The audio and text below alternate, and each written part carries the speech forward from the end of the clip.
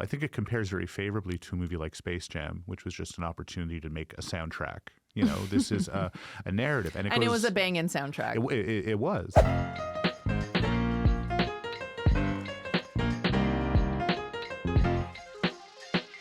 I'm Amil Niazi, sitting in for Elamin Abdelmahmoud. This is Commotion.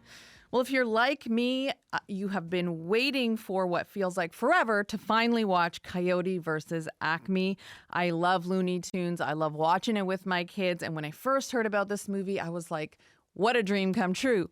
But it almost didn't even see the light of day. And now it's finally here. It's been a real whirlwind. Adam Nayman and Paul Thompson are here to talk all about it with us. Welcome to Commotion. Paul, you're a fan of Wile E. Coyote who spends his time trying to capture Road Runner. Can you tell us what this new movie is about? Absolutely. It's about, well, first of all, it's a live action animation hybrid, and it takes place in a world where that hybrid is the norm. And basically, after years, maybe decades of trying to capture the Roadrunner, Wile E. Coyote finally gives in to one of those commercials for a sort of mid-tier seeming law firm and sues the Acme Corporation for providing him with tools and gadgets that purport to help him catch his prey that in fact harm him and don't bring him closer to the goal. I love that. And the film is live action and animation. Is that right? Yeah, it's Who Framed Roger Rabbit, just better integrated. Okay, shots fired. Well, let's watch a little bit of the trailer to get a sense of what's going on. Have you ever set a big stack of TNT on the road, hoping to blow up your nemesis, but the detonator itself explodes? Have you ever pulled the ripcord of your parachute and only a bunch of silverware comes out?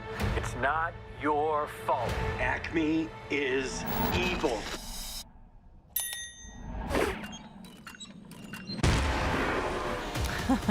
I mean, what is not to love there? Adam, what did you think about the movie? Enjoyed the movie very much. Yeah. I think that Wile E. Coyote is on the short list of the great characters in American fiction, certainly, or American entertainment. He's certainly one of the most human. The striving, the failing, the constant, industriousness. The movie respects this. I mean, it sort of places this sort of eternal villain in the position of the hero, because these are people who understand their material. They understand the original Looney Tunes, not just the physics of it, but, the metaphysics of it. I mean, the Looney Tunes were always American existentialism. They demolished the fourth wall. They make the audience complicit. They had references to classical literature. Here you have in this film, Project Sisyphus, which is a way of talking about the eternal struggle that the coyote has.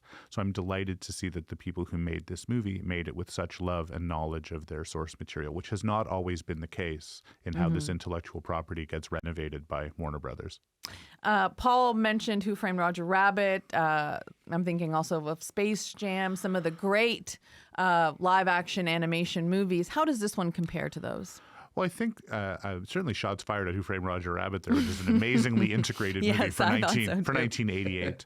I mean, here, I think technically the movie is very proficient, but again, it's more the spirit of it. I mean, in something like Space Jam, the idea was that Bugs and the characters were being dragged into this kind of cool zone by Michael Jordan, and this movie goes the complete opposite direction. This is a world that is kind of enthralled to the rules and the philosophy of the cartoons. Even the Acme Corporation is a kind of cartoon version of late capitalist villainy. So I think it compares very favorably to a movie like Space Jam, which was just an opportunity to make a soundtrack.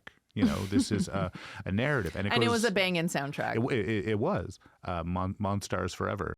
But when you compare it to Frame Roger Rabbit, which Paul did, which is true, it's also very much a kind of noir plot. It has an actual kind of courtroom, legal thriller, detective narrative, which I think is a real shout out to Who Framed Roger Rabbit, a movie that is not just an excuse to merchandise characters, but, a story with stakes. Yeah, I actually showed it to my 8-year-old recently, and he loved it. Yeah.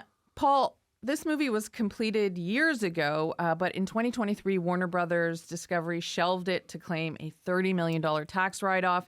You wrote about it at the time. Let's talk a bit about what went down and how we got here, because it's been quite the roller coaster. Yeah, I mean, Hollywood history is a history of messy and potentially dishonest accounting of what happens in the production of films. And so there's a long history of studios shutting down production, delaying release, planting stories in 30s and 40s tabloids about actors and directors being difficult and whatnot. But it's very, very rare that what happens here happens, which is a completed film is shelved simply because they say, hey, it benefits us on a tax level for this to not come out. So the best reporting at the time indicates that the movie, which had a reported production budget of around $70 million, was decided to be shelved by Warner at the time and was screened for other distributors and studios who could potentially acquire it. But there is a general understanding among those buyers about the finances of what goes on in these deals. And they were shocked when they learned that Warner was not budging from a very high price, which in short indicates a lack of good faith in trying to get the movie a home for distribution. So then it does eventually find a distributor with Ketchup Entertainment. Were you surprised that it did eventually come out? I was a little bit surprised, but obviously, as with all American corporate thinking, there's a lot of myopia, there's a lot of short-term thinking. So what made sense for the balance sheet in 2022 and 2023 is not necessarily the case now. And it's also one of those through the looking glass things where the very shelving of the movie creates public goodwill and interest, which will benefit every financial stakeholder in the project. Yeah, and not just public goodwill and interest, but it contextualizes the narrative.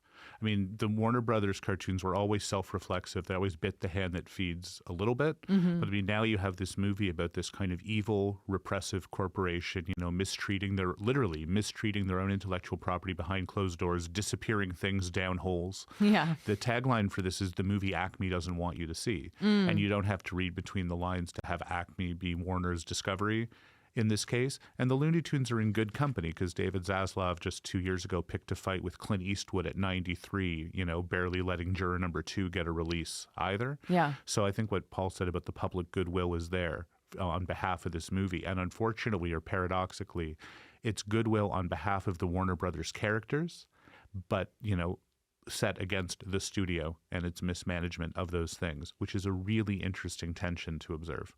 Yeah, and it even says based on a true story, right? Based on a true story, yeah. Well, Paul, what do you make of what Adam's saying there? Yeah, I think it's completely true. Juror Number 2 is a good connection. Maybe Zaslav just hates courtroom dramas. Yeah, seriously. Or, good movies. Yeah, it could be that too. So, Paul, it also touches on some pretty deep themes around consumer culture. What do you think Wile E. Coyote's character and his relationship to Acme is saying about all of that? Well, I was really heartened and vindicated to learn that the project in the movie is called Project Sisyphus, because when I wrote about this whole debacle several years ago, I wrote about Wile E. Coyote as a very American Sisyphus. He's out there in the unpopulated West, and he's trying and trying and trying to reach the seemingly impossible goal. But the less flattering aspect of it is he, like Americans, like Westerners, like all of us, is trying to abstract his really base animal urges through the collection of goods. So he's hunting his prey, but he's creating this web of legal entanglement and obligation and liability through the purchasing of what is funny and utter nonsense most of the time. So it's a very clear metaphor for we can acquire anything we want, but we're still hunting prey at a certain level. Yeah, it's like if Don Quixote ordered his windmills from the factory, right? Like they are the cause of, they're supposed to be the solution to his problems, but the cause of it. And there's a reason it's a post-war cartoon. And there's a reason that it's a sort of Pax Americana, Madison Avenue cartoon. And the reason it takes place in New Mexico. I mean, this is where the Trinity test happened. This is Roswell with like all these little impact craters and puffs of smoke. It's kind of like modernity and the land. Because the whole idea of the Roadrunner in the cartoon is it's supposed to be like National Geographic. They have these species names, but he can't win by natural selection. So he defaults to these products. It has come up and says that they never, ever, ever work. I think the Looney Tunes are American existentialism. They're unpretentious about it, but it's a profound cartoon. And the movie, gets that in a light-hearted but deep-seated way. I think it's a serious subject, this reliance on products that we know don't work and are bad for us and that do not have our best interests at heart. It's not a topical movie. Mm-hmm. Paul, I saw this very emotional clip from Will Forte talking about how he found out that the movie wasn't coming out. And he'd initially been waiting to have it screened. And his agent was going to let him know if it was going to go straight to streaming or get a theatrical release. And the very next day, they called and said, so it's not going into theaters. And he was like, okay, great, streaming. And they said, no, it's actually not coming out at all. And it was really hard to watch because you could see how emotional he was about it. But it made me wonder if this is the type of thing we'll see more often as these companies shrink, as they create more monopolies, and as the economics of film continue to shrink and change. Yeah, I mean, in a, again, fitting parallel with Coyote versus Acme, which on some level is about the abstraction of incentives and the confusion of who is actually benefiting and for what reason, I do think it's possible. But the economics of Hollywood right now make less sense to the public than ever with the rise of streaming, with the corporate commitment to streaming. The idea that audiences don't want to go see films in theaters is really a self-perpetuated thing because it benefits these corporations for the value of their streamer to go up and up and up and up. And that's at the expense of actual box office receipts. So we're still going to see how this looming merger shakes out. And I do think that that's going to have pretty catastrophic effects on a number of levels of production, but there is going to be pressure on these new companies to release more movies theatrically. That's been a big point of contention here in the States.